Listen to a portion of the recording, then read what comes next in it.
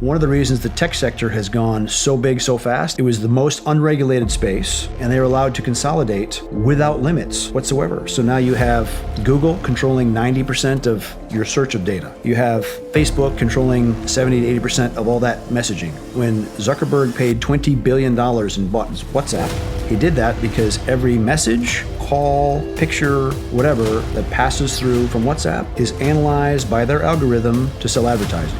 And that became very clear to me when I managed to piss off my wife. And she sent me a scorcher of a text on WhatsApp.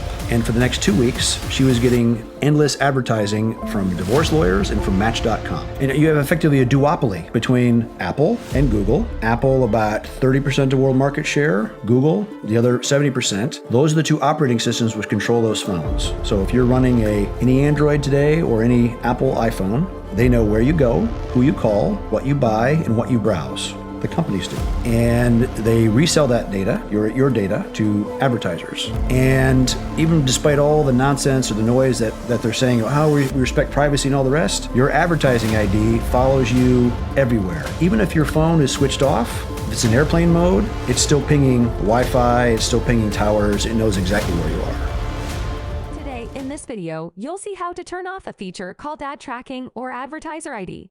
This is what's behind targeted advertising on your phone. This advertiser ID is unique to you and your device, and advertisers use it to track you. Thankfully, Apple and Android have an option to turn it off. It's not a foolproof method to keep your data private, but every little bit helps. So here is how to disable your advertising ID. It's really simple. All you have to do is open your Settings app.